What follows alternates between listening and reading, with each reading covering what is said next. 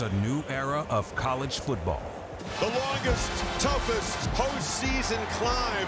And after all that, it's Ohio State together at the mountaintop. That was fun. Let's do it again. To the end zone. Oh, wow! You're out there with your friends playing every Saturday. What could get better than that? This is as good as it gets. This is college football. Don't want to hear no more talk. Let's do it. Exciting football on the way. I think we need to re-edit that video because I didn't see my CFP Indiana Hoosiers in there from last season. We'll see if they're able to get back in 2025. College football right around the corner, so you know we had to bring in the mouth of the South, Paul Finebaum, to join Kevin Clark, who was doing his best Paul Finebaum impersonation, hosting Paul's show this week, and David. So, Paul, I know you're here to reveal your top 3 storylines for the college football season. We're going to go in reverse order, starting 3, 2, and 1. Kevin, David, I'm going to get your reaction after Paul goes. But, Paul, starting with number 3, your storyline is what? Yeah, we start in the ACC, where Clemson, of course, made it to the CFP last year by winning against SMU. I think they're a sure thing to get back, and they may even be a legitimate shot at winning the title. They have, in my mind, the best quarterback in the country in Cade Klubnik. They have an elite defense with perhaps 3 number 1 picks on there. And Dabo Swinney, even though he's fallen off the face of the earth for a while, he's back now. And I think this is his best team since his last national championship appearance in 19. Also, there's Bill Belichick. Anybody heard of this guy? He's only the most famous NFL coach of all time, this side of Vince Lombardi. But lately, he's played second fiddle to his girlfriend. And I can't believe I'm actually saying that, but I am. And that is a story that really is intriguing everyone. How does he do on the field? Mac Brown did not leave a great cupboard in Chapel Hill, and I think Belichick has recruited well. Can he navigate the nuances of college football? That is really the question. All right, Kevin, so we've got 2 teams that we're focusing in on here, specifically in the ACC. Your reaction to Paul's number 3 storyline is what? Yeah, the ACC is going to be the center of the football universe a little bit this year. I'll start with the Belichick thing. I think that UNC roster is not very good going into this season. So I'm intrigued to see if Belichick can scheme up some stuff here, bridge the talent gap with some of these teams that are more talented. I think it might be one of the least successful teams Bill Belichick has had in a long time, maybe since Cleveland, frankly. I mean, obviously he had a bad end in New England there, but I think this UNC team might be even worse than that. With Clemson in particular, I'm going to pump the brakes a little bit on the hype train. I actually think LSU wins week 1. With Klubnik, it all comes down to whether or not he can reach the heights. I know this is crazy to say, of Deshaun Watson and Trevor Lawrence. The reason I say that is because they haven't recruited at the level they did a decade ago. You look at those rosters where they won national championships, there were NFL bodies at every single part of the field. Now it's more of a top-heavy thing. They're not on the trail like they used to, getting as many 5 stars as they did a decade ago. So it comes down to whether or not Cade Klubnik's going to be able to elevate that roster to the big boys, to LSU, to a team they played in the CFP. I would not be surprised to see them in January in the CFP, but I don't think they're a national contender just yet, Paul.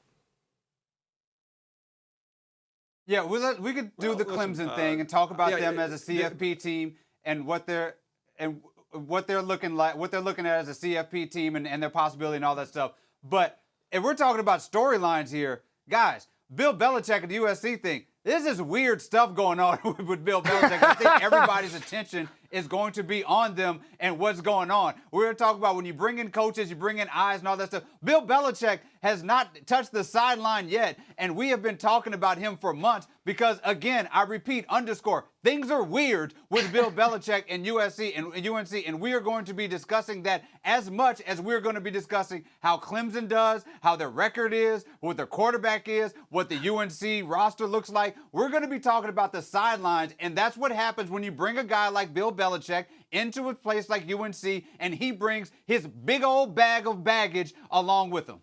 Yeah, David, I think it was you who actually predicted he may not even make it to the sideline at all after June 1st because of that buyout and what it shrinks to. You defending that take still, or is he going to be in Chapel Hill this fall? I mean, I was looking at the calendar leading up to June 1st. I had some concerns, but I think he's going to make it now. And we're going to get some very exciting stuff when it comes to what we're going to see from him, regardless of how the team does. Okay, so the state of the ACC is Paul's number 3 storyline going into the 2025 season. Paul, what is storyline number 2?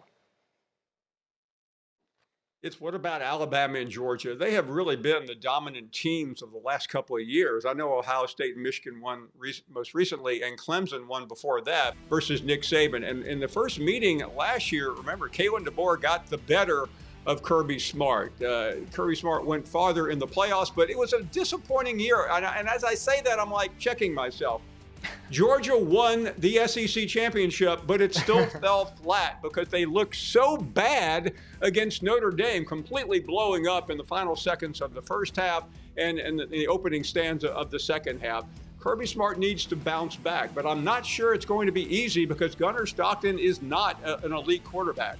He's serviceable, and that is about it. Meanwhile, I think Alabama doesn't have an elite quarterback, but they have one who can manage the game, and that's what Kalen DeBoer needs, especially with one of the best wide receivers in the country in Ryan Williams, and also on the other side some 5 stars as well. So should Alabama go into Athens in late September and win that game, Alabama could be racing toward the CFP title, and Georgia may be holding on for dear life. Kevin? Yeah, Paul, it's funny. I laugh about this, too, that we're wondering how Georgia can bounce back from an SEC title season. Like, it's ridiculous how we talk about the standards there. I think that when you look at the talent composite that 24/7 puts out every single year, Alabama and Georgia have been the 2 most talented teams in the country for about 5 years now, just because the way they recruit, the way they have NFL guys all over the place. You mentioned Gunnar Stockton not being an elite quarterback. They won 2 titles with Stetson Bennett, who was not an elite quarterback, who at some points just seemed extremely serviceable and was able to get the ball in the hands of playmakers, but they don't have as many as they used to. They don't have as many surefire first-round picks as they used to in Athens. I think some of that is because of the parity in recruiting now, the way that the SEC is so deep now. I don't know what it is, but I think Alabama is going to be awesome this year. I think Kalen DeBoer has worked magic in his second year in Washington. He'll do it in Tuscaloosa this year. I think Alabama is going to be better this year than Georgia. Okay, well, that's where I want to go with you, David, because we know that in the SEC, especially these 2 programs, that the playoff is the expectation. Let's say it doesn't happen again in Tuscaloosa. Is Kalen DeBoer on the hot seat, or is this just the byproduct of the changing of the landscape in college football?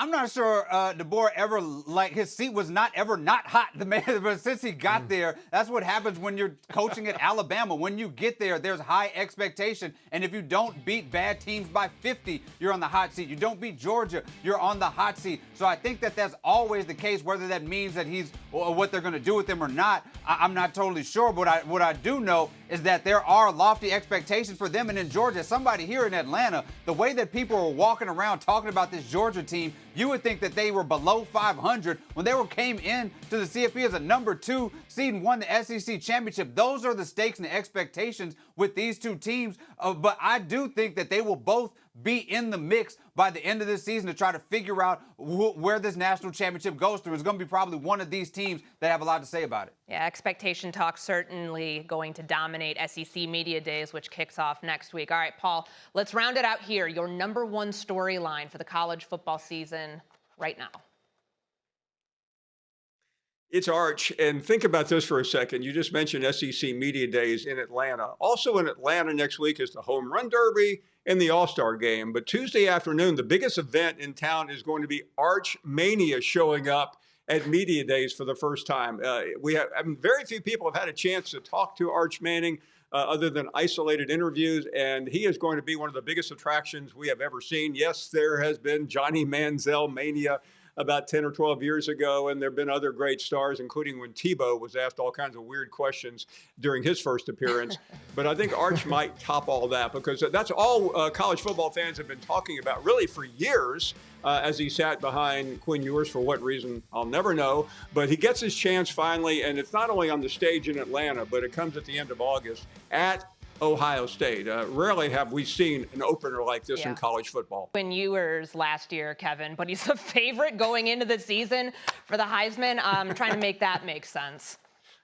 Yeah, he's immediately the most famous college football player. And when you consider the amount of superstars generated last year who are coming back to the sport this year, whether that's Jeremiah Smith, whether that's Ryan Williams, that is a tall task. I think he's probably the most famous football player at the college level since Johnny Manziel, and before that, Tebow. I always use the parent test. What athletes do my parents know? Every parent in America knows Arch Manning, and I think it's been a long time since college football had that. But the easy thing for him is that he has these expectations along with a stacked Texas roster. They are basically top 5 at every position unit on the field, so it's going to make life very easy for him. Sark's going to get easy answers. He's stepping into huge shoes. He's stepping into a huge expectation window, but Texas is going to make this very easy. He's going to have a lot of success, and I think he wins week 1 at Ohio State. Okay, so you're marking it win in the horseshoe.